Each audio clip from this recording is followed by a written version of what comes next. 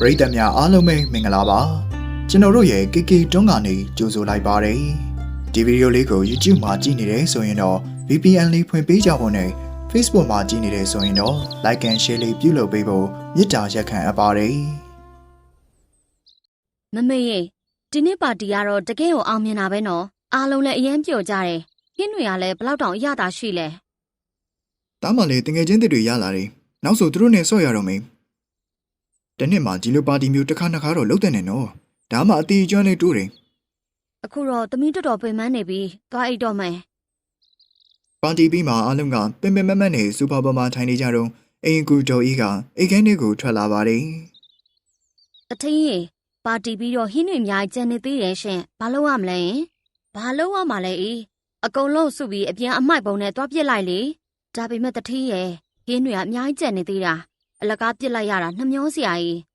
ဒီမှာအဲ့ဒီဟင်းတွေကကျမတို့ပတ်စံနဲ့ဝယ်ထားတာရှင်းမဆန်နဲ့ဝယ်တာမဟုတ်ဘူးခိုင်းတာပဲလှုပ်ဆန်းမှာကြားလားညီတို့ထက်ဆိုင်အိမ်ကူကတော့ပိုပြီးအသည့်တရားရှိသေးတယ်ပါတီမှာလူ90လာမယ်ဆိုရင်လူ90စာပဲချက်ရမှာပေါ့အခုတော့90လာတော့ညီတို့ကလူ100စာချက်ထားတာကိုအမေကလည်းအရင်ကလူ100လာမယ်လို့ပြောထားတယ်လေအခုတချို့ကလုပ်ကိစ္စပေါ်လာလို့မလာနိုင်ကြတာဘူးကျွန်တော်တို့ကဘာလို့ရမှာလဲဒီလိုနဲ့ပဲညီတို့ကနေ့တိုင်းစားနဲ့ရိတ်ခေါစော်ကားနေကြတာအခုလိုဟင်းတွေကိုနှမျောရကောင်းမှမသိပြစ်ထုတ်နေရင်တနေ့ကျရင်ဖျားသခင်ကကျင်းတဲ့သင်္ကန်းစာပေးပါလိမ့်မယ်ဖျားဆိုတာပေးရင်လည်းအများကြီးပေးတတ်တယ်လို့ပြန်သိရင်လည်းအကုန်သိမ့်တတ်တယ်ဆိုတာမမေ့နဲ့အမလီဖျားရဲ့ဒီအမေကြီးကလည်းရုပ်ရှင်နဲ့မင်းသားလိုပဲစကကြီးစကကျဲတွေပြောနေပြန်ပြီနင်းတို့ဟာကိုယ်တိုင်ထပြီးအိမ်အကူနဲ့တူတူဟင်းတွေကိုအကုန်စုပြီးတော့အပြင်ကအမိုက်ပုံတွေတောပြက်လိုက်ပါတော့တယ်ဒါကိုကြည့်ပြီးမိသားစုတွေမှာအကြီးဆုံးဖြစ်တဲ့အဖွားတော်မြတ်ကတော့အရင်ကိုစိတ်မကောင်းဖြစ်နေရှာပါတယ်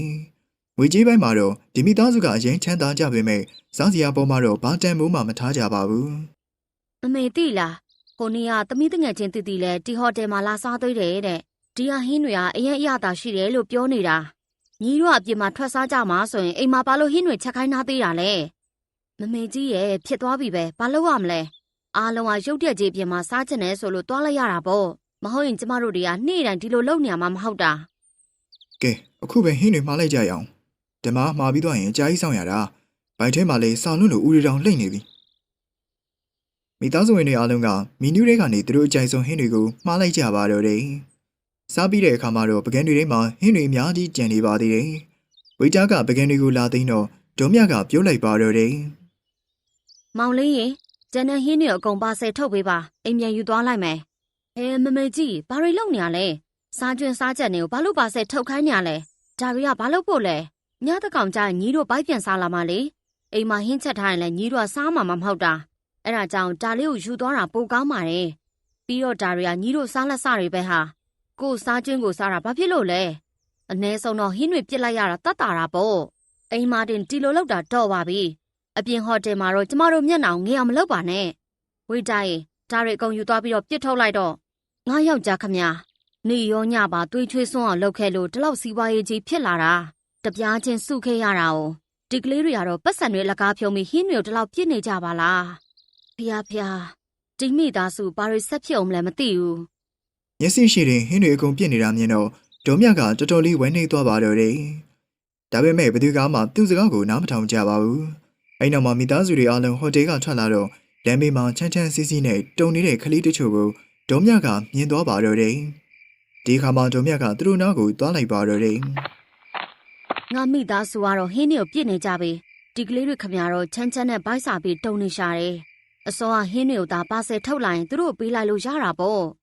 မမေရဲ့ဒီမှာဘာလုပ်နေရလဲအိမ်မပြောင်းလားနှင်းတွေကျနေပြီလေပြီးရင်ခြေစစ်လက်စစ်နာနေတယ်လို့ပြောနေအောင်မယ်အစောကဟင်းတွေကိုသာယူလိုက်ရင်ဒီစင်းရဲသားလေးတွေဘိုက်ဝသွားတာပေါ့သမီးရဲ့မမေကလည်းသူတို့ဘိုက်ဝစေချင်ပတ်စံပေးလိုက်လေကြောက်ကလေးတို့ဒီမှာပတ်စံတွေယူထားမုံဝယ်စားကြနော်ကဲကူညီပေးပြီးပြီနော်အခုဆိုရင်ကျမတို့တွေကုသိုလ်လည်းရသွားပြီပေါ့မဟုတ်ဘူးလားဘာကုသိုလ်လဲညီရဲ့တစ်ဖက်မှာဟင်းတွေကိုပြစ်ထုတ်နေပြီတစ်ဖက်မှာပတ်စံလေးနည်းနည်းပေးပြီးလူတွေကူညီတယ်ဆိုပြီးတော့ကုသိုလ်လို့ချင်တယ်လို့အိမ်မက်နေရလားယင်ဒေါ်မြကသူ့မိသားစုတွေကိုပြောပြပေးမယ်လေဘယ်သူမှနားရင်းမဝင်ပါဘူးဒေါ်မြရဲ့မိသားစုဟာနေခင်းကြမ်းတဲ့ဟင်းကိုညဘက်စားလိမ့်မရှိပါဘူးအိမ်မှာဆိုလည်းအမြဲတမ်းဟင်းအသစ်ချက်တာဟိုတယ်မှာဈေးကြီးတာတွေမှားစားတာနဲ့ကြမ်းတဲ့ဟင်းတွေအားလုံးကိုမှိုက်ပုံးနေပစ်တာကဒေါ်မြမိသားစုတွေအတွက်အချင်းစိုးတစ်ခုလိုဖြစ်နေပါပြီ ဒီလိုနဲ့အချင်းတွေကုန်လွန်လာတော့ဒီနေ့မှမိသားစုတွေအားလုံးကစူပါပေါ်မှာထိုင်နေကြပါတယ်မိခန့်က laptop နဲ့အလုပ်လုပ်နေပါတယ်မိခန့်ကြီးဒီနေ့ကတနင်္ဂနွေနေ့လေမင်း laptop တွေမှာဘာတွေတလောက်တောင်အလုပ်ရှုပ်နေရလဲမနေ့ကလေးကဒီထဲမှာပဲနေမျောနေတယ်အဖေကျွန်တော်အရေးကြီးတာတစ်ခုကြည့်နေတာကြည့်လိုက်ပါဦးအခုဈေးကွက်ထဲမှာ AI စက်ရုပ်တွေရှောင်းနေပြီဒီစက်တွေသာရှင်ကျွန်တော်တို့စက်ရုံကအလုပ်သမားတရားပေါင်းပြီး2ရက်လောက်ရမယ်အလုပ်ကိုဒီစက်ကနိုင်ဝယ်တွင်ပြီးလုပ်နိုင်နေနည်းနည်းတော့ဈေးကြီးပဲမဲ့ဝယ်ပြီးရင်တော့အကျိုးမြတ်ကအများကြီးပဲ6လတစ်ခါလောက်ပဲပြန်ပြီးစစ်ဆေးပေးဖို့လိုတာဟာတကယ်ပဲအသုံးဝင်မဲ့စက်ပဲအလုပ်သမားတွေကိုနှစ်တိုင်းသိန်းပေါင်းများစွာပေးနေရတာဒီစက်တစ်လုံးကိုသိန်းရာခဏလောက်ပေးဝယ်လိုက်ရင်အလုပ်သမားတွေအတွက်စိတ်ပူစရာမလိုတော့ဘူးပေါ့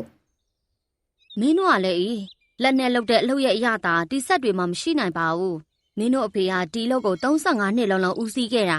အဲ့ဒီတုန်းကလည်းဆက်တွေရှိရပဲဒါပေမဲ့သူဘယ်တော့မှဆက်ကိုအားမကိုးခဲ့ဘူးအခုတော့မင်းတို့ကဆက်တွေပဲတွေးနေကြတယ်အလုပ်သမားတွေအကြောင်းလည်းနည်းနည်းလောက်စဉ်းစားကြပါအောင်ငါတို့မိသားစုကြောင့်အလုပ်သမားမိသားစုဘယ်နဲ့ဆိုထမင်းဝနေရလဲအမေရဲ့အရင်နဲ့အခုကမတူတော့ဘူးလေအရင်ကကျွန်တော်တို့စိတ်ရောကတေးသေးလေးအခုကြည့်ပါဦးဘယ်လောက်ကြီးနေပြီလဲအလုပ်သမားတွေအတွက်ကတော့အခုခေတ်မှာအလုပ်တွေပေါ်လာပါတယ်တရားထွက်ရင်တခြားမှာသွားလုပ်ကြမှာပေါ့ဘယ်ချိန်ထိသူများအတွက်ပဲတွေးပေးနေရမှာလဲကိုယ့်အတွက်ကိုလည်းစဉ်းစားရအောင်မှာပေါ့ဒါမှလေဒီစီးပွားရေးကိုဒီထက်ပိုပြီးအောင်မြင်အောင်လုပ်လို့ရမှာအခုတစ်ခါလေဒုံမြရဲ့စကားကိုဘယ်သူမှနားမထောင်မေးမိခန့်ကသိမ်းပေါင်းများစွာအကုန်ခံပြီးစက်ရုပ်တီကိုမှားလိုက်ပါတော့တယ်ဒီအကြောင်းကိုစက်ရုံကအလုပ်သမားတွေတီးသွားတဲ့အခါမှာတော့တတိယဒါမလုပ်သင့်ပါဘူးဗျာကျွန်တော်တို့ဒီမှာလောက်လာတာနှစ်ပေါင်းများစွာရှိနေပြီကျွန်တော်တို့မိသားစုတွေကတတိတို့စီရရတဲ့လောက်အားကနေအသက်ဆက်နေရတာပါအခုတော့ခဏလေးအတွင်းမှာကျွန်တော်တို့ရဲ့ထမင်းအိုးကိုရိုက်ခွဲလိုက်ပြီပေါ့အခုကျွန်တော်တို့ဘယ်ကိုသွားကြရမှာလဲဘာစားကြရတော့မှာလဲကျွန်တော်တို့ရဲ့မိသားစုကငတ်ပြက်ပြီးတည်သွားတော့မှာပေါ့ကျွန်တော်တို့ရဲ့ကျင်းစာတွေတတိတို့ရမှာပါတတိတို့လည်းဘယ်တော့မှမချမ်းသာပါသေးနဲ့အလူသမားတွေကဥပကျော်နဲ့မိခန့်တို့ကိုကျင်းစာတိုက်ပြီးထွက်သွားကြပေမဲ့လည်းသူတို့ကတော့ဂိမ်းမဆိုင်ကြပါဘူးဒီလိုနဲ့ရဲနေငယ်ကြသွားပါတော့တယ်ဆက်စပိုင်းမှာစက်တွေကတိချအလုပ်လုပ်ပါတယ်ဒါပေမဲ့ရဲတပ်ပတ်နေငယ်ကြမှာတော့စက်ကပြက်လာပါတော့တယ်စက်တွေကိုပြင်ဖို့အတွက်ပစံတွေအများကြီးအကုန်ကြခံရပါမယ်ဒီကြောင့်ကိုအင်္ဂမိသားစုတွေတီးသွားတဲ့အခါမှာကဲဆက်တွေထပ်မှာကြအောင်လေတလောက်တော့မခံအောင်အဲ့ဒါကြောင့်မဝဲပါနဲ့လို့ငါပြောသားပဲဘသူမှငါစကားကိုနားမထောင်ကြဘူးအခုတော့ဆက်ပြက်တောင်ထိုင်ကြည့်နေကြမှာလားဆက်တွေကိုပြင်မလားပြင်ဖို့ကပစံအများကြီးလိုတယ်မေကျွန်တော်တို့စီမှာဒီလောက်ပစံမကြမ်းတော့ဘူးဘာပြောရလဲဖေဖေဆက်က350ပဲပေးရတာမလားပတ်စံဘလို့လုပ်ပြီးမရှိတော့တာလဲဖေဖေတကယ်တော့ဆက်တလုံး350ပေးရတာကျွန်တော်တို့တွေအားလုံးကိုလိန်ပြောခဲ့တာလာနေငယ်အတွင်းမှာပဲအမျက်တွေအမြန်ပြန်ရမယ်ထင်ခဲ့ပေမဲ့အခုတော့မမျက်တဲ့အပြင်အရှုံးတွေပဲပေါ်နေပြီကျွန်တော်တို့တွေအားလုံးကိုနောက်ထပ်စကားတစ်ခုဖုံးကွယ်ထားသေးတယ်ဆက်ဝဲဖို့ပတ်စံမလောက်တာနဲ့ကျွန်တော်တို့အင်ဟိုပါပေါင်ထားလိုက်မိတယ်ခုဘလို့ပြန်ကောင်းအောင်လုပ်မလဲမသိတော့ဘူးဥပကျော်နဲ့မင်းခန့်တို့ရဲ့စကားကိုကြားတော့တိန်လုံးမှာချင်းမကိုင်းမိလက်မကိုင်းမိဖြစ်သွားပါတော့တယ်နောက်ဆုံးမှာတော့ဦးကျော်နဲ့မင်းခန့်တို့ဟာရရနီးနဲ့ဆက်တွေကိုရောင်းပြီးအကျွေးပြန်ဆက်လိုက်ပါတော့တယ်ဒါပေမဲ့အကျွေးအပြည့်မပေးနိုင်တဲ့အတွက်ကြောင့်အင်ကိုလေးသိမ်းခံလိုက်ရပြီးချမ်းသာတွေမိသားစုကနေစင်းရဲသားဘဝကိုချက်ချင်းရောက်သွားပါတော့တယ်သူတို့တွေမှာချမ်းသာတွေဘန်ဂလိုကြီးကိုလှုပ်ပြီးအခန်းတစ်ခန်းလေးရှိတဲ့အင်းလေးမှာလာပြီးပြောင်းနေရပါတယ်အမလီဒီမှာချမ်းလိုက်တာဒီမှာဘာလို့အပူပေးဆက်မရှိရလဲသမီးတို့အိမ်ဟောင်းမှာတော့နှွေးနေရပဲဒီမှာတော်တော်ချမ်းတယ်ဘာဖြစ်လို့လဲဆိုရင်သမီးရဲ့အိမ်ဟောင်းမှာအပူပေးဆက်တွေအပြည့်ရှိရလေသမီးရဲ့ဒီမှာတလုံးတော့မရှိဘူးဒီလောက်အေးတာငါတို့ဘယ်လိုနေကြမလဲမသိတော့ဘူးမမေရေတပိုင်ရမ်းစာနေပြီထမင်းကျွေးပါဟုတ်တယ်ရောင်းမရေကျမတို့လည်းထမင်းကျွေးပါပိုင်ရမ်းစာနေပြီအခုမိသားစုဝင်တွေအားလုံးကစောင်းတစ်ထိပ်လေးကိုဝိုင်းချုံပြီးချမ်းချမ်းနဲ့ထိုင်နေကြပါတော့တယ်ချွေးမနှစ်ယောက်ဖြစ်တဲ့ဒေါခင်ဝင်းနဲ့နှင်းနှူတို့ကဟင်းချက်ဖို့ပြင်တော့သူတို့ရဲ့အိမ်သေးသေးလေးမှာလျှက်စင်မိဖို့လည်းမရှိသလို gas အိုးလည်းမရှိပါဘူးရှိတဲ့မိဖို့ဟာလည်းမြေမိဖို့လေးဖြစ်နေပါတယ်ဒါမြေမိဖို့ကြီးပါလားကျမမချက်တတ်ဘူးမမေကြီးပဲအဲ့ဒါနဲ့ချက်လိုက်တော့ငါလက်တာကြီးနဲ့မချက်တတ်ဘူးဟေးတခါစမ်းချက်ဖူးတယ်လက်တွေတောင်လောင်ကုန်တာပဲညီတို့ကတော့စကားတွေပဲပြောတတ်ကြတာဖဲဆန်းငါပဲမြေကြီးမိဖို့နဲ့ထမင်းချက်မယ်ဒေါ်မြကဆောင်းချုံရာကနေချပြီးမိဖို့ကြောင်ကိုသွားလိုက်ပါတော့တယ်ပြီးတော့မြေမိဖို့တွေမှာအားလုံးအတွက်ဟင်းတွေကိုချက်ပါတယ်သူတို့မိသားစုတွေအားလုံးအတွက်ပကံထဲမှာပင်းဟင်းကျဲကျဲနဲ့ထမင်းမြူပေးရှိတယ်ဆိုတာပထမဆုံးချိန်ဖြစ်ပါတယ်တောင်မြင်တော့အားလုံးလေးမျက်နှာပြက်သွားပါတော့တယ်ဒါဘလို့ထမင်းချက်ထားတာလဲဖွားရဲ့ ထမင်းနဲ့ပဲဟင်းနဲ့ဒီထက်ပြစ်တဲ့ပဲဟင်းကိုအချင်းထောင်ထဲမှာတော့မှကျွေးဦးမယ်တားမစားဘူးတားဘာကနေပီဇာပဲစားခြင်းနေ ဘာကာနဲ့ပီစာစားချင်တယ်ဟုတ်လားအပြင်ကလမ်းဘေးဆိုင်တာတွားရက်နေလိုက်တယောက်ယောက်ကစားကြွန်းစားကြံပြစ်လိုက်ကောက်စားဖို့ငါတို့မှထမင်းတော့မနှဲစားနေရတာကိုဘာကာပီစာတောင်းနေသေးတယ်ရှိတော့ငင်စားမစားရင်ငတ်နေလိုက် အိမ်မှာအားလုံးကစားခြင်းစိတ်တော့မရှိကြပေမဲ့အားလုံးဟာဘိုက်ဆာလွန်းလို့ပဲဟင်းကျဲကျဲနဲ့ပင်ဘိုက်ဖြစ်လိုက်ရပါတော့တယ်ဒါပေမဲ့တဲဆုကတော့လုံးဝမစားပါဘူးညစာစားပြီးတဲ့အခါအားလုံးကချမ်းတုံပြီးအိပ်ဖို့ကြိုးစားနေကြပါတော့တယ်ညတကောင်ကျတော့တဲဆုမှာဘိုက်ဆာလွန်းလို့အိမ်မရဖြစ်နေပါတော့တယ် ဘိုက်ထဲကနေအတန်တွေတောင်ထွက်နေပြီဘိုက်လည်းအရန်စားတယ်ဘာလို့ရမလဲအရင်ကဆိုညဘက်ဆိုင်အီတလီဟင်းတွေတရုတ်ဟင်းတွေမှားစားနေကြအခုတော့ဒီပဲဟင်းနဲ့ပဲအသက်ဆက်ရတော့မယ် ဒေါ်မြအမြဲကြောက်ခဲ့တဲ့အရာဟာတကယ်လက်တွေမှာဖြစ်လာပါပြီဟင်းတွေကိုမှိုက်လို့ပြစ်ခဲ့တဲ့မိသားစုကအခုတော့ထမင်းတစ်လုပ်အတွက်ငတ်မွန်နေရပါပြီယောက်ျားတွေဖြစ်တဲ့ဥပါကျော်မင်းခန့်နဲ့တားငယ်အောင်မင်းခန့်တို့ကစက်ရုံမှာအလုပ်သမားအဖြစ်သွားလုပ်ကြပါတယ်ငါတော့အဖေစီးပွားရေးဦးစီးဖို့ကျောင်းကိုအလိမ္မာနဲ့ထွက်ခဲ့တာအခုတော့ဘယ်နေရာမှအလုပ်ကောင်းကောင်းရှာမရတော့ဘူးဒါမဲ့မင်းတို့နှစ်ယောက်ကရောဘာလို့ကျောင်းထွက်ခဲ့တာလဲအခုချိန်သာပညာတတ်ကြီးဖြစ်နေရင်အနည်းဆုံးမင်းတို့နှစ်ယောက်အလုပ်ကောင်းကောင်းရမှာပေါ့အဖေရဲ့အဖေခိုင်းလို့တားတို့တွေကျောင်းထွက်ခဲ့တာလေတားအေးစစ်စစ်စီးပွားရေးကိုထိမ့်သိမ့်နေတာဘဝမှာဒီလိုနေ့မျိုးရောက်လာမယ်လို့ဘယ်သူသိမှာလဲအဖေနဲ့အကိုတို့ရေအခုလိုဖြစ်လာရတာတွေကအဖေတို့နှစ်ယောက်ကြောင့်ပဲစက်တွေကိုဝယ်တာနဲ့အကျွေးတွေတင်းပေါင်းများစွာတင်သွားတာအကျွေးတွေပြန်ဆက်ရမယ့်အချိန်လေးကြာရောကျွန်တော်တို့တွေအကုန်လုံးအင်ရမဲ့ဘဝကိုရောက်ခဲ့ရပြီဥပကျော်နဲ့မင်းခန့်တို့ကသူတို့ရဲ့အမှားတွေအတွက်နောင်တတော့ရနေကြပါတယ်ဒါပေမဲ့ဒီနောင်တကိုသူတို့တွေဟာအချိန်တစ်ခုကြာပြီးမှခံစားမိကြတဲ့အတွက်ဘာအကျိုးမြတ်မှမရှိတော့ပါဘူးအခုဆိုရင်မိသားစုဝင်အားလုံးဟာအေးရန်ကြားမှာသူတို့မကြိုက်တဲ့ဟင်းတွေကိုပဲဇီးပေါပေါနဲ့စားနေရပါတော့တယ် ကျောင်းမကြီးဟိုမှာကြည့်ပါဦးပီစာရောင်းနေတယ်စားချင်စိတ်လည်းအရန်ဖြစ်နေတယ်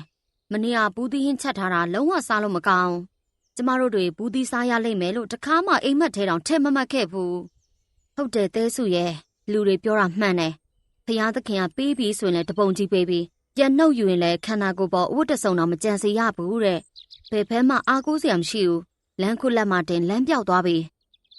တဲဆုနဲ့နှင်းနူတို့ကပီဇာဆိုင်ကိုသွားပြီးပီဇာရဲ့ဈေးနှုန်းကိုကြားတဲ့အခါမှာလန့်သွားပါတော့တယ် ဘာပီစာတစ်ချက်ကို9000တောင်လားအမလီကုန်စည်နှုန်းတွေကလည်းဘလောက်တောင်ကြီးနေရလဲ1000တန်ပစ္စည်းကို9000ပေးရမှာလားရှင်တို့လူတွေကိုတော်တော်လေးတများတိုက်နေရပဲ အရင်တုန်းကပီဇာတစ်ချက်ကို1000လောက်အသာလီသုံးပြစ်ခဲ့တဲ့မိသားစုကအခု9000တန်ပီဇာကိုတောင်စိန်တလုံးလိုတန်ဖိုးထားနေရပါပြီအရင်ကဟင်းချက်ပြီးခဏကြာရင်သူ့တွေဆိုပြီးပြစ်ခဲ့တဲ့မိသားစုဟာအခုတော့ဟင်းဟောင်းတွေကိုပဲပြန်စားနေရတာကိုကြည့်ပြီး ဖေဟာငါမိသားစုတွေမှာဘလို့နေ့ရက်တွေရင်ဆိုင်နေရတာလဲလူဆိုတာကိုပြုတ်ရက်ကံကိုပြန်ခံရတာပဲငါတို့ဘလောက်တောင်ဆုံးမခဲ့လဲဒါပေမဲ့ငါစကားကိုတကားမှနားမထောင်ခဲ့ကြဘူးလေ ဒီလိုနဲ့နေ့ရက်တွေကုန်လွန်လာပြီးမိသားစုလိုက်ထမင်းစားနေတော့နင်းတို့ကတားဖြစ်သူမောင်မောင်ကထမင်းဟင်းတွေဖိတ်နေတာကိုမြင်သွားပါတော့တယ်ဒီခါမှတော့ မမောင်ရေထမင်းကိုတီလို့ဖိတ်အောင်မစားနဲ့လို့မေမေဘယ်နှခါပြောရမလဲ အရင်တော့ကတားထမင်းဖိတ်ရင်မမေဘယ်တော့မှမစူးလေအခုတော့ဒီထမင်းလေးစားရတာအောင်စူးနေတာပဲဟင်းကလည်းတားကြိုက်တာတခုမှမချက်ပေးဘူးနေတိုင်းပိန်ဟင်းပဲကျွေးနေတာအော်ကျွန်တော်အားလုံးကိုပြောဖို့မေ့နေတာစောစောကလမ်းကလာတော့အာလူဟင်းနဲ့ပူရီအလှပေးနေတာတွေ့ခဲ့တယ်လူကင်းဟင်းမဟုတ်ရင်တော့အာလူဟင်းနဲ့ပူရီတော့စားလို့ရတာပဲလေနင်းတို့ကမတ်ဖြစ်သူအောင်မင်းခန့်နဲ့အတူအနီးနားကအာလူပူရီဝေးနေတဲ့အလှမန်းတက်ကိုသွားပြီးဟင်းနဲ့မုန့်ချိုယူလာကြပါတယ်အပြန်မှာလူတွေစုအောင်နေတာကိုမြင်သွားပါတော့တယ် ဟိုမှာဘာလို့လူတွေအများကြီးဖြစ်နေရလဲတခုခုစားနေကြတာပဲအဲ့မှာလည်းအလူပေးညာများလား အာလူဟင်းကနေနေတော့ဟိုမှာသွားကြည့်အောင်တကယ်လို့အလူပေးနေတာဆိုရင်ထပ်ပြီးယူသွားတာပေါ့နင်းတို့တွေအဲ့ဒီနောက်သွားကြည့်လိုက်တော့လူတွေကိုငါးကြက်ထင်းနဲ့ဘိုက်ဝအောင်ကျွေးနေတာတွေ့လိုက်ရပါတယ်ဒီခါမှာနှင်းတို့ကထမင်းဟင်းရောင်းပေးတဲ့လူကိုမေးလိုက်ပါတော့တယ် ရှင်ကလူတွေ900ကျပ်ထဲနဲ့ဘိုက်ဝအောင်ကျွေးနေရလားအဲ့ဒါဆိုရှင်ကဘာမြက်ရမှာလဲအစိုးရလွှတ်ထားလား မဟုတ်ပါဘူးမရေကျွန်တော်တို့ဘာသာလောက်တာပါကျွန်တော်အဖွားရဲ့အိမ်မက်ကဘယ်စင်းရဲသားမဆိုဘိုက်စားပြီးမအေးရပါစေနဲ့ဆိုတာလေအဲ့ဒါကြောင့်900ရင်းနဲ့ပဲကျွေးနေတာကြာပြီဒီလောက်ကိုလုံနေတော့တချို့လူတွေကလည်းပတ်စံနဲ့စံစီစားစီးတွေကူညီပေးကြတယ်အောင်မင်းခန့်ရဲ့လက်ထဲမှာ9000ရှိနေတာနဲ့တပွဲ900ကျန်နှုံးနဲ့အားလုံးအတွက်ဝေသွားလိုက်ပါတော့တယ်အိမ်ပြန်ရောက်လို့နှင်းတို့ကရောက်ခမဒေါခင်ဝင်းကိုအကြောင်းဆုံးပြောပြတဲ့အခါမှာတော့ ဒါတကယ်ကိုကောင်းတဲ့လုပ်ပဲ သူတို့ကိုကူညီတဲ့သူတွေတောင်ရှိရပဲနော်ငါတို့တွေလည်းဒီလိုမျိုးလေးစောင့်လို့ရင်ကောင်းမလားလို့မမေရေသူတို့က900ကျပ်နဲ့ကျွေးရလေကျမတို့တွေက1000နဲ့ကျွေးရင်ရောဘလို့လဲအဆင်ပြေနိုင်မယ်မလားရောက်ခမနဲ့ချွေးမနှစ်ယောက်လုံးစိတ်ဖောက်ပြန်နေကြလားကိုယ်တိုင်တော့ထမင်းမဝါလို့စိတ်ညစ်နေကြတာ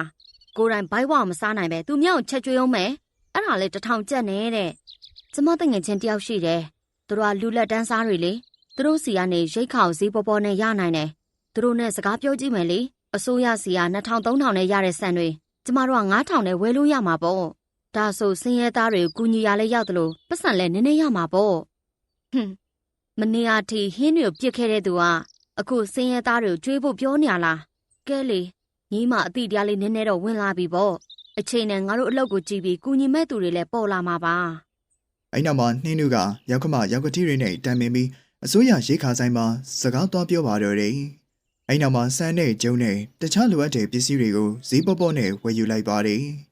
ပြီးတော့လမ်းဘေးမှာတွန်းလေးလေးတစ်စီးနဲ့1000ကျပ်ထဲနဲ့ဘိုက်ဝအောင်စားပါဆိုပြီးဆိုင်းပုတ်လေးရေးလိုက်ပါတော့တယ်တောင်မြင်တော့စင်းရဲသားတချို့ကသူတို့လဲစီရောက်လာကြပါတယ်1000နဲ့မြင်တဲ့အခါစင်းရဲသားတွေကသူတို့စီကနေဝယ်စားကြပါတယ်ဟင်းကတော့အဆင်ပြေပါတယ်ဒါမဲ့အရသာတိတ်မထူးကြဘူး1000တောင်ပေးရတာဆိုတော့အစုံပါမယ်ထင်တာဒီလက်ထက်ဆိုင်ဟိုဘက်ကအဖွားကြီးရဲ့900နဲ့ထမင်းဝိုင်းအောင်ပိုတော့ကောင်းသေးတယ်900လေးနဲ့ထမင်းဟင်းမုံအကုန်ရတယ်မနေ့ပြန်ကြရင်တော့ဟိုဘက်မှာပဲသွားစားတော့မယ်ပထမဆုံးရက်မှာတင်လူတွေရဲ့ဝေဖန်သံတွေကြားလိုက်ရတော့ရောက်ခမနဲ့ချွေးမတို့စိတ်ဓာတ်တွေကျသွားပါတော့တယ်ညနေပိုင်းမှာအင်္ဂါယောက်ျားတွေလောက်ကပြန်လာတော့ငါစိုးကြီးကလေးကပြောတာပဲဒီလောက်ကမအောင်မြင်ပါဘူးလို့အလကားနေရင်ပတ်စံတသိန်းကုန်သွားပြီအဲ့ပတ်စံသာရှိသေးရင်ငါတို့အတွက်ဘလောက်အသုံးဝင်မလဲအလုပ်တစ်ခုကဆက်ဆချင်းမှာအဆင်မပြေတတ်ပါဘူးအချိန်ယူရမယ်လေအချိန်ကြာလိုက်အကုန်လုံးအဆင်ပြေသွားမှာပါနှင်းနုနဲ့ရောက်ခမတို့ရင်1000ကျပ်တန်ထမင်းဝိုင်းလေးဖွင့်လာတာတပတ်ရှိပြီဖြစ်ပေမဲ့လည်းသူတို့မှာဘာအမျက်မှမရသေးပါဘူးဒါကြောင့်နှင်းနုဟာခန်းထဲမှာစိတ်ပြက်လက်ပြက်နဲ့ဖုန်းသုံးနေတော့ငွေ200ကျပ်ထဲနဲ့ဘိုက်ဝအောင်ကျွေးတဲ့ထမင်းဝိုင်းဗီဒီယိုကိုတွေ့သွားပါတော့တယ်ဒါနဲ့သူဟာရောက်ခမစီချက်ချင်းပြေးသွားပြီးဗီဒီယိုကိုပြလိုက်ပါတော့တယ်900 1000တော့မနှဲလုံနေရတာဒီ200 100တန်ထမင်းဝိုင်းနဲ့ဘလို့ရက်တည်နိုင်မလဲသမီးရဲ့ဘာလို့မရရမှာလဲအမေရဲ့ဒါ200တန်ဟင်းတပွဲကအိန္ဒိယတောင်ပိုင်းကနေရာတစ်ခုမှရောင်းနေရလေအဲ့ဒီမှာတိုက်ကြီးတွေပေါ်မှာအလွတ်လုတဲ့သူတွေတောင်မှလာစားကြတာကျမတို့တွေလည်းဒီလိုမျိုးစားလုပ်ကြည့်မယ်လေအဲ့ခါကျရင်တော့လူတွေလာဝယ်စားကြမှာပါဒီတစ်ခါမှမအောင်မြင်တော့ကျမကိုယ်တိုင်ပဲဒီလောက်ကိုရပ်လိုက်ပါမယ်ဒီဗီဒီယိုကိုကြည့်ပြီးနှင်းနုက1000တန်ထမင်းဝိုင်းကို100ကျပ်ထဲနဲ့ဘိုက်ဝအောင်စားဆိုပြီးချက်ချင်းပြောင်းလဲလိုက်ပါတော့တယ်နောက်တနေ့မှလူတွေက100ရင်းနဲ့ထမင်းဟင်းရတယ်ဆိုတာကြားတဲ့အခါမှတော့အမတကယ်ပဲ100ကျပ်ထဲနဲ့ဘိုက်ဝအောင်ကျွေးနေတာလားဟုတ်ကဲ့ပါကိုစင်းရဲသားအလုပ်သမားတွေကတော့တပြားတစ်ချက်စုမိဖို့ကအဓိကပါပဲ100ကျပ်တန်ထမင်းဝိုင်းအကြောင်းကြားတာနဲ့အလုပ်သမားတွေနဲ့စင်းရဲသားတွေဟာနှင်းနုတို့ချွေးမနဲ့ရောက်ခမတို့ရဲ့တွန်းလဲလေးစီကိုအုပ်စုလိုက်ရောက်လာကြပြီး100နဲ့ထမင်းဟင်းကိုဝေးစားပြီးတော့ဗိုက်ဖြည့်လိုက်ကြပါတော့တယ်ကျမတို့လိုအခြေခံလူတန်းစားတွေကတနေ့မှ1000 2000ပဲရတာအဲ့ဒီတည်းက1000ကျော်ဟာစားစီနဲ့တင်ကုန်နေတာအခုအမားတို့က100ကျပ်နဲ့ကြွေတော့ကျမတို့မှပိုက်လဲဝရတယ်ပတ်စံလဲစုမိသွားတယ်ဒါကန်တရားပါပဲဖျားသခင်ကအလိုရှိလို့ငါတို့တွေဒီလောက်ကိုစဖြစ်တာရှေ့လျှောက်လဲဖျားသခင်ရဲ့ကောင်းချီးနဲ့တူဒီလိုပဲအောင်မြောင်စူးစမ်းသွားမယ်သမီးဒီ100ကျပ်တန်ထမင်းဝိုင်းကြောင့်ပတ်ဝန်းကျင်ကလူတွေဟာတခြားဆိုင်တွေကိုမတော်တော့ဘဲသူတို့စီမှာပဲလာစားကြပါတော့တယ်တခဏတာတွင်းမှာရင်ရောက်ခမနဲ့ချွေးမရင်100ကျပ်တန်ထမင်းဝိုင်းလေးကအရန်ကိုရမဲကြီးလာပြီးအခုခေတ် YouTuber တွေ Blogger တွေကအစသူတို့ရဲ့လှဲလေးစီကိုလာပြီးဗီဒီယိုရိုက်ကြပါတော့တယ်သူတို့ချွေးမနဲ့ရောက်ခမတို့ထင်ထားတာတက်ပိုးပြီးတော့ဘဝကမြ мян ဆန်းဆန်းတိုးတက်လာခဲ့ပါတယ်အခုဆိုရင်ဒီမိသားစုရဲ့ထမင်းဝိုင်းမှာဟင်းကောင်းတွေပြန်ပါလာပါပြီဟဲတလောက်ကြိုင်းနေမှနှုတ်ခဲဟင်းကိုပြန်စားရတာသူအရတာတော့မေ့နေပြီအရင်ကတော့နေ့တိုင်းစားနေကြဆိုတော့ဘာရတာမှမသိခဲ့ဘူးဒီနေ့ကျတော့ဒါတော်တော်အရတာရှိရပဲနော်နေ့တိုင်းငါတို့တွေကထမင်းစားကြတာမဟုတ်ပဲလွင့်ပစ်တာများနေရလေအဲ့ဒါကြောင့်စားစရာရဲ့အရတာကိုတခါမှမသိခဲ့ဘူးအခုကြမှာစားစရာရဲ့တန်ဖိုးကိုတကယ်နားလည်သွားပြီမမေရေကျမကိုဟင်းလေးနဲ့ထပ်ပေးပါအောင်နော်ဘာအရန်စားလို့ကျမတော့အကုန်လုံးစားပြစ်လိုက်တော့မယ်နှင်းနုတို့မိသားစုတွေ100ကျပ်တန်ထမင်းဝိုင်းစလို့ကလေးကဒီမိသားစုဟာစားစရာတွေကိုတန်ဖိုးထားတက်လာပြီးဘာတစ်ခုမှမပြစ်တော့ပါဘူးဒါအုပ်ကြည့်ပြီးတော်မြကတော့အပျော်ဆုံးဖြစ်နေပါတယ်ဒီလိုနဲ့ရန်နေငယ်ကြသွားပြီးချွေးမနဲ့ရောက်ခမတို့ဟာနေတိုင်းသူတို့လှဲလေးမှာလာစားတဲ့လူတွေကို100ကျပ်တန်ထမင်းဟင်းတွေရောင်းပေးနေကြပါတယ်တ ဒီနေ့မှာတော့ဟင်းသီးဟင်းရွက်ရောင်းနေသူတယောက်ရောက်လာခဲ့ပါတယ်နှစ်လမ်းကျော်မှာကျွန်တော်ဟင်းသီးဟင်းရွက်တွေလှဲလေးနဲ့ရောင်းနေအမားတို့ဒီမှာ100ကျပ်နဲ့ထမင်းကျွေးနေတာကျွန်တော်ခဏခဏတွေ့ပါတယ်ဟင်းတွေထဲမှာအသီးရွက်ဟင်းတွေလည်းကျွေးတယ်မလားအမားတို့ကဟင်းသီးဟင်းရွက်တွေကိုဈေးတွေကဝင်နေရတော့ဈေးကြီးမှာပေါ့ကျွန်တော်စီကနေတပတ်စာအပြည့်ဝင်မယ်ဆိုရင်တော့ကျွန်တော်တဝက်ဈေးနဲ့ပေးပါမယ်ကျွန်တော်စီကဟင်းသီးဟင်းရွက်တွေကလည်းလက်ဆက်ပါတယ်ဗျာဒီလိုဆိုရင်တော့ကျမတို့အတွက်အဆင်ပြေတာပေါ့ဒါပေမဲ့အရင်ဆုံးဟင်းသီးရွက်တွေကိုစစ်ဆေးပြစေအောင်ကျမတို့ကစင်းရဲသားတွေကို100ကျပ်နဲ့ကျွေးတယ်ဆိုပေမဲ့ပစ္စည်းမကောင်းတာတွေကိုတော့မကျွေးချင်ဘူးလေအဲ့ဒီဟင်းသီးဟင်းရွက်တွေကနင်းနူကိုစစ်ဆေးကြည့်ဖို့အတွက်ဟင်းသီးဟင်းရွက်တချို့ကိုပေးလိုက်ပါတော့တယ်ဟင်းသီးဟင်းရွက်တွေနဲ့ချက်ကြည့်လိုက်တော့ရတာရှိတာကြောင့်နင်းနူတို့ကအဲ့ဒီလူစီကပဲအမြဲတမ်းဝယ်ယူပါတော့တယ်တပတ်စာအပြည့်ဟင်းသီးဟင်းရွက်တွေဝယ်ထားကြောင်းပတ်စံလေးအများကြီးစုမိလာခဲ့ပါတယ်အချိန်ကြာလာတာနဲ့အမျှနင်းနူကရောက်ခမနဲ့အတူနေ့အလိုက်မီနူးတွေကိုတတ်မှတ်လိုက်ပါတယ်အမားတို့စီစဉ်တာတကယ်ကောင်းတယ်တနေ့လာနေ့ဆိုပိန်းဟင်းနဲ့ထမင်းအင်္ဂါနေ့ဆိုဂဒီနဲ့ထမင်းဗုဒ္ဓနေ့ဆိုအာလူပန်းကော်ဖီဟင်းနဲ့ရိုတီဒါရီကကျွန်တော်အကြိုက်ဆုံးနေပဲကျွန်တော်တို့လိုစင်ရသားတွေကိုအမားတို့ကဂရုစိုက်ဆုံးပဲအမားတို့လိုစိတ်ထားမျိုးသာလူတိုင်းမှာရှိရင်ဘယ်သူမှဘိုင်းစားပြီးအိပ်ရမှာမဟုတ်ဘူးအမားတို့လိုလူတွေစုချင်းမြင့်တဲ့နေဝယ်သူတွေရဲ့ချီးကျူးတန်ကြောင့်နင်းနုနဲ့ရောက်ခမဒေါခင်ဝင်းတို့ဟာအရန်ဝမ်းသာသွားကြပါတော့တယ်အခုဆိုရင်နင်းနုရဲ့ရောက်မဖြစ်သူတဲဆုနဲ့အဖေါ်ကျော်မြတို့ပါဝိုင်းပြီးကူပြီးလောက်ကင်ပေးကြပါတယ်တပြည့်ပြည့်နဲ့ချွေးမနဲ့ရောက်ခမတို့ရဲ့ဗီဒီယိုတွေနမိတ်ကြီးလာတော့ချမ်းသာတွေသူတွေလည်းလာပြီးကူညီကြပါတယ်ကျွန်တော်တို့ဝင်ငွေတွေကတချို့ကိုအမားတို့ရဲ့ဒီလိုမုံမြတ်တဲ့အလုပ်မှာပါဝင်ကြပါတယ်အမားတို့100ကျပ်နဲ့ဆက်ကျွေးပါဒါမဲ့ဟင်းရဲ့ရေသွေးနဲ့ရေအတွက်ကိုတော့အခုထပ်ပိုးပြီးတိုးပေးလိုက်ပါကျေးဇူးတင်ပါတယ်ရှင်အကိုလူတွေအများကြီးစီကစူတောင်းမြတ်တာတွေရမှာပါအမားတို့အရင်ကစီးပွားရေးအကြီးလှုပ်ဖူးခဲ့တယ်လို့ကျွန်တော်ကြားတယ်ဒါမဲ့တခုခုကြောင့်ရှုံးပေါ်ပြီးတော့ဒီကိုရောက်လာကြတာပေါ့ဒါနဲ့ဒီလိုလုပ်ဖို့ကြောင့်ဘယ်လိုရခဲ့တာလဲကျမတို့ရဲ့စီးပွားရေးတွေပျက်စီးသွားခဲ့တာကျမတို့ရဲ့အမားတွေကြောင့်ပါပတ်စံနဲ့စားစရာတွေအရှမ်းဖြုံနှီးခဲ့ကြတယ်ဘယ်တုန်းကမှတန်ဖိုးမထားခဲ့ဘူးဒါပေမဲ့ကျမတို့ကိုယ်တိုင်ဒီလိုဆင်းရဲတွင်းထဲရောက်သွားတော့မှပဲအရာရာတိုင်းရဲ့တန်ဖိုးနားလည်လာရတာအဲ့တော့မှအရှင်ကကျမတို့တွေအလကားပြစ်ခဲ့တဲ့ထမင်းတစ်လုံးရဖို့အတွက်လူတွေဟာဘလောက်တောင်နေ့တိုင်းသွေးချွေးစွန်းအောင်ရုန်းကန်နေရလဲဆိုတာသိလိုက်ရတယ်အဲ့ဒါကြောင့်ပဲကျမတို့တွေပတ်စံနဲ့နဲ့လူတွေကိုဘိုက်ဝအောင်ကျွေးမွေးဖို့ဒီလောက်ကိုစတင်ခဲ့တာပါဒေါ်မြရဲ့စကားတွေကိုကြားတော့ချမ်းသာတွေလူကြီးမင်းဟာအရင်ကိုဝမ်းသာပီတိဖြစ်သွားပါတော့တယ်အချိန်ကြာလာတာနဲ့အမျှသူ့ရဲ့တွန်းလေးလေးမှာလူတွေတိုးမပေါက်အောင်စီကားလာတဲ့အခါမှာတော့နေရာကတော်တော်လေးကျဉ်းလာခဲ့ပါတယ်ငါဆိုင်ကန်းတချို့သွားမိကြည့်ပြီးသွားပြီဆိုင်ကန်းကတော့ရနိုင်တယ်ဒါမဲ့အခုအချိန်မှာဆိုင်ကန်းကအရန်ကြီးနေတယ်အားလို့ဆူထားတဲ့ပတ်စံလေးနဲ့တော့ဒီလောက်ငှားကောက်မတက်နိုင်ဘူးဒါပေမဲ့နေရာတစ်ခုတော့ကျမတို့ကျင်းတီရှားမှာပဲလေလူတွေခမချမ်းချမ်းစီစီနဲ့တန်းစီနေရတာတချို့ဆိုပိုက်စာရက်နဲ့တောင်ပြန်သွားကြရတာကုံစင်းလုံးတွေကြီးနေတဲ့အချိန်မှာ100ကျပ်ထင်းနဲ့ကျွေးနေတဲ့ဒီမိသားစုအတွက်အမျက်အစွန်းကတော့ရနေပါတယ်ဒါပေမဲ့တစ်လကိုဆိုင်ကန်းက10သိန်း15သိန်းပေးဖို့အထိကတော့သူတို့မတက်နိုင်ကြပါဘူးရောက်ခမနဲ့ချွေးမ2ယောက်လုံးနေရအတွက်စိတ်ညစ်နေတော့ဆိုင်ရှင်တယောက်ရောက်လာခဲ့ပါတယ်အမားတို့တကယ်လို့လိုအပ်ရင်ကျွန်တော်ရေဟိုနာဆိုင်ကန်းလေးမှာလာဖွင့်လို့ရပါတယ်ဒါပေမဲ့အဲ့ဒီဆိုင်ကဈေးထဲမှာဆိုတော့ငှားခအရင်ကြီးမှာပေါ့ကျမတို့9သိန်းတော့မပေးနိုင်တာ10သိန်း15သိန်းကိုဘယ်လိုပေးနိုင်ပါမလဲမဟုတ်ပါဘူးဗျာအများတို့ဒီလောက်ပေးစရာမလိုပါဘူးဒီလောက်3သိန်းလောက်ပေးရင်ပဲရပါပြီကျွန်တော်ဟင်းလည်းမချက်တတ်တော့အမားတို့အလုပ်ကနေတစင်လူတွေကိုကူညီရအောင်ကုသိုလ်ပေါင်းဝင်ခြင်းလို့ပါဒီစင်းရဲသားမိသားစုလေးရဲ့ကံကြမ္မာဟာတဖန်ပြန်လေပွင့်လန်းလာခဲ့ပါတယ်တဖြည်းဖြည်းနဲ့သူတို့မိသားစုတွေကိုနေရာတိုင်းကနေကူညီမဲ့သူတွေပေါ်လာနေပါတယ်ဒီလိုနဲ့နေရတွေကြာလာပြီးတနေ့မှာတော့ဆိုင်ရဲ့မလန်းမကန့်မှာနင်းတို့ကလမ်းမေးမှာချမ်းချမ်းစီးစီးနဲ့လဲလျောင်းနေတဲ့အဖွားဦးတယောက်ကိုမြင်သွားပါတော့တယ်အဖွားကိုတွေ့တဲ့အခါနင်းတို့ကရောက်ခမဒေါခင်ဝင်းနဲ့အတူစောင်းတထင်းနဲ့ထမင်းထုတ်ကိုယူပြီးအဖွားဦးစီကိုတွားလိုက်ပါတော့တယ်အဖွားကြီးအရင်ချမ်းနေပြီပဲဒီဆောင်လေးကိုခြုံထားလိုက်နော်ပြီးတော့ဒီထမင်းလေးကိုစားလိုက်ပါအောင်ဖွားသမီးရဲ့အဖွားမှာပတ်စံမရှိဘူးဒီထမင်းဟင်းကိုမယူရဲပါဘူးကွယ်အဖွားကြီးဒါအလကားကျွေးတာပါပတ်စံပေးစရာမလိုပါဘူးတကယ်လို့ထမင်းစားချင်တယ်ဆိုရင်ဟိုရှိကကျမတို့ဆိုင်မှာလာစားလို့ရပါတယ်ကျမတို့ကလူတွေကို100ကျပ်ထဲနဲ့ဘိုက်ဝအောင်ကျွေးတာပါ100ကျပ်ရှိရင်လည်းပေးပါမရှိရင်လည်းအလကားစားနိုင်ပါတယ်ရှင်ဖယားသခင်ကသမီးတို့ကောင်းချီးပေးပါစေ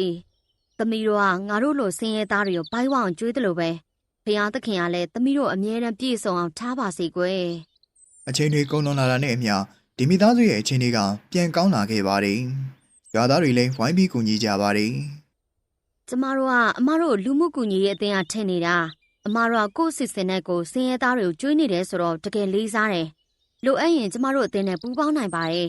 ကျမတို့တွေတက်နိုင်သလောက်အမတို့ဝိုင်းဝန်းကူညီပေးပါမယ် ။ချင်းတွေပြန်ကောင်းလာပြီးနောက်မှာတော့သူတို့ဟာကိုယ်ပိုင်စားတောက်ဆိုင်ကြီးတစ်ခုကိုဖွင့်လှစ်နိုင်ခဲ့ပါတယ်။အဲဒီဆိုင်မှာတော့ချမ်းသာတဲ့သူတွေအတွက်ဟင်းမျိုးစုံကိုတင့်တဲ့ဈေးနဲ့ရောင်းချပါတော့တယ်။ဒါပေမဲ့တစ်ဖက်မှာလည်းရောက်ခမနဲ့ချွေးမဟာတီးတန့်ဆိုင်လေးတစ်ဆိုင်ကိုဆက်ဖွင့်ထားပြီးအခုထိတရားကျက်ထဲနဲ့ဘိုက်ဝအောင်ကျွေးတဲ့အစီအစဉ်ကိုနေတိုင်းဟင်းအမျိုးမျိုးနဲ့ဆက်လက်လုပ်ကိုင်နေသေးပါပြီ။ ချွေးမရေအခုတော့ငါတို့အခြေအနေတွေပြန်ကောင်းနေပြီပဲညီးရပါလို့ညအကျန်တဲ့ဟင်းတွေကိုပြန်စားနေရလဲအရှင်ကကျမတို့တွေမှားခဲ့တယ်လို့အမှားမျိုးနောက်တစ်ခါထပ်ပြီးမလုပ်ချင်တော့ဘူးအမေပြောတာမှန်ခဲ့ပါတယ်စားစရာစော်ကားခဲ့ရင်ဒီနေ့ကျရင်ဖျားသခင်ကကျမတို့စားစရာအတွက်ငှက်မော့အောင်လုပ်တတ်တယ်ဆိုတာကျမတို့တွေကိုယ်တိုင်ကြုံခဲ့ရပြီလေအခုတော့တောင်နောက်တစ်ခါမဖြစ်စေရပါဘူးစင်းရဲသွားတော့မှထမင်းတစ်လုံးရဲ့တန်ဖို့တီးလိုက်ရတာအရင်ကအစားအစာတွေကိုဖြုံးတိခဲ့သမျှအတွက်ဖျားရှိမှနေ့တိုင်းတောင်းမှန်နေမိပါတယ်ညီတို့ကိုအမားကိုတီးသွားတာပဲငါဝမ်းသာလာပါပြီလူတိုင်းကကိုအမားကိုတီးပြီးစားနဲ့ရိတ်ခါရဲ့တန်ဖို့နားလည်ကြဖို့လိုအပ်တယ် ဒီဗီဒီယိုလေးကိုကြိုက်နေတဲ့တဲ့ဆိုရင်တော့ကျွန်တော်တို့ရဲ့ channel လေးကို like လုပ်ပြီး subscribe လုပ်ပေးခဲ့ပါအောင်နော်